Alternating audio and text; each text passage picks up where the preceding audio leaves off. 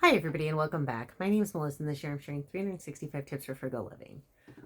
So I guess today I'm going to share something that's, I don't know, a tip that, of something that people think is frugal, but it really isn't. Not tipping is not frugal. If you can't afford to tip and you are in America, and I recognize that different countries have different things, and some of y'all pay your workers actual salaries and everything, but so I do shit, and this woman was like 10.7 miles away from the store, and she was only going to tip $3. Now, according to our government, we can deduct like 70 cents a mile. So that was over $7 just to get there. And then to get back to like the rest of the stores in that area was another like 8 or 9 miles. So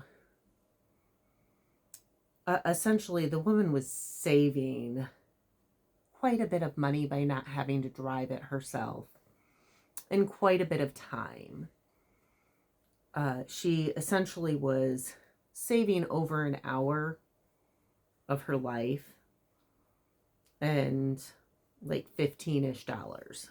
So then when you participate in something and you choose not to tip and you choose to take advantage of it, I mean, like that order sat there and it rolled and rolled and rolled until nobody took it all day. But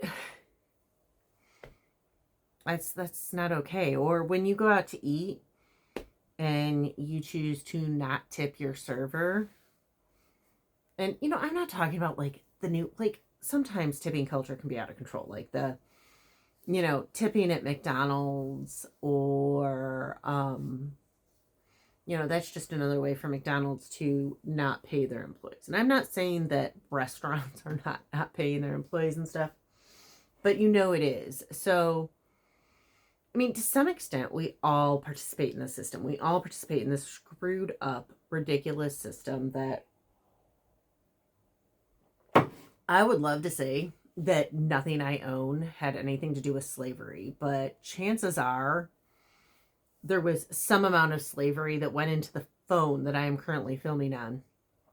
And the phone that you're probably watching on, because like I think 60 to 80%, I can't remember, I'd have to look, of y'all watch on your phones.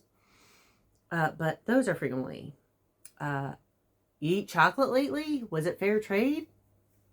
If not, chances are it had a child slave getting your cocoa. Something like 70-ish%, I want to say, of the chocolate is produced by child slaves in Africa. It's or harvested, I guess, by child slaves. But it's horrible. Sweatshops and everything. Like, so it's there and we're in it. And then farms. Oh my God. Like, still to this day, one of the most upsetting things I think I've ever seen is as you go into the Everglades, there's these strawberry fields, and on one side there's the strawberry fields and the people picking strawberries, and they're all like hunched over. It's not a fun job. It's painful. It's backbreaking.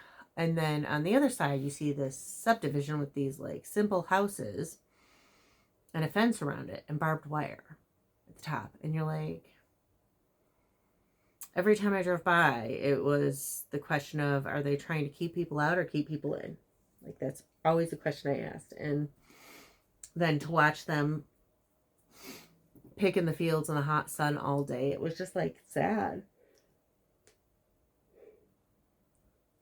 That's why I absolutely like loathe wasting strawberries. I don't like freeze them or whatever. Like, I can't stand it. But I do recognize that a lot of the produce I eat is produced by that. So there's nothing I can do really to, I mean, like, I can't quit eating. You can't quit eating. We have to still eat. We need to, like, it is a basic life function that we have to fulfill. So those we don't have control over. But when we go to a restaurant and we know that the expectation is that you tip your server, then choosing not to isn't being frugal. You're just being an ass. If you cannot afford to tip your server, you cannot afford to go out to eat. If you cannot afford to tip your bartender, you cannot afford to go to the bar. If you cannot afford to tip your delivery driver, whether it's like an Uber driver, a pizza guy, a Shipt shopper, you can't afford to use that service. You need to get your ass off the couch and go buy your own groceries. Get your ass off the couch and go buy your own clothes. Get your ass off the couch and go pick up your own pizza. Get your ass off the couch and cook your own food and do your own dishes. Because if you are choosing to participate in a system where you know you are obligated to tip, or the person is going to be making a sub-minimum wage, then you're just taking advantage. And you essentially are, and I mean, I've had some of the nicest people, the absolute nicest people who I have delivered for from Shipt. And I have had some people who have seriously treated me like the help, who will not tip, who will run you all over the store, who will add extra things on at the end. And I'm not talking like, hey, can you pick up a candy bar? Hey, can you add a loaf of bread? I'm talking, hey, can you find me a pair of jeans that are this brand and this color? And, you know, that I had one lady once who got mad at me when I said I needed to know what size jeans she needed, because she didn't want to share that with me. And I was like, okay, then I'll just skip it, because I can't guess your size. Like, I don't know. I don't have ESP or what is, yeah, I don't have ESP. So, and I've had people who've done that to me as a server too, where they will run you ragged. And anybody who's ever been a server for more than about a week and a half has had somebody who will run them ragged and then barely tip or skip the tip and, you know, act like it's somehow your fault that you didn't predict some crazy need. Like, oh, well, she didn't predict that I was going to sneeze and bring me a tissue, like, or something ridiculous. It's like 100% not even in your job description. Or I worked at a Mexican restaurant and somebody got really mad that we didn't carry fried rice. Like, like the Chinese dish. And I was trying to explain to him, like, are you thinking of like refried beans and rice? And he's like, no, fried rice. And I was like, that's like a Chinese thing. And I was like, we have the red rice that's a tomato base, or the yellow rice, which is a chicken broth base.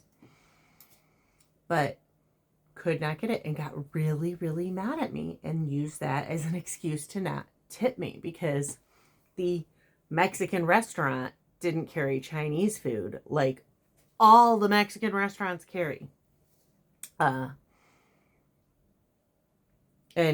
I tried to clarify. I tried to, So one woman wanted a red sauce. I couldn't figure out what the red sauce was. It was queso. She wanted queso.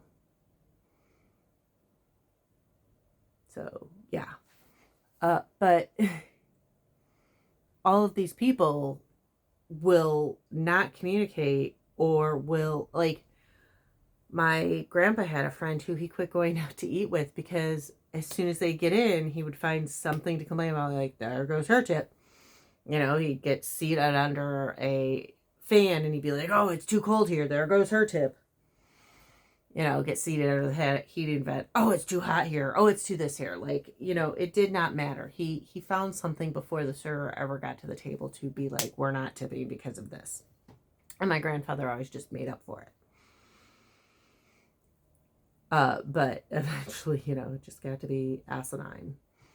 So choosing to not tip is not the frugal choice. If you can't afford to tip, you can't afford to use the service that requires a tip. No Ubers, no taxis, no DoorDash, no grocery delivery, no going out to eat, no going out to bars, none of that stuff. Because you can't afford it. And that's okay. It's okay to not be able to afford it.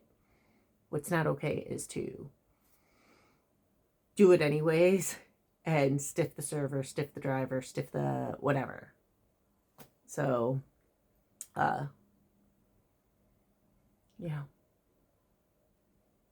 Christmas season's coming up. If you can afford to buy a bunch of useless shit that nobody needs, because I have seen that, you can afford to tip. And oh my God, and don't act like, oh, I'm so sorry, I can't tip, sad face. As though it's somehow, like, dude, you just spent $300 on shit you don't need. Like, not a single necessity. Halloween candy and Halloween decorations and tablecloths and everything else. And you live in a multi-million-dollar home. Do not sit there and be like, oh, sad face. Because it just makes you a great big ass. You know, and that's the thing, is like, nobody feels sorry for you. Nobody sympathizes with you. Nobody's like, oh, I bet you she wanted to tip me, but she just couldn't. She just forgot, or she just did this, or she did that.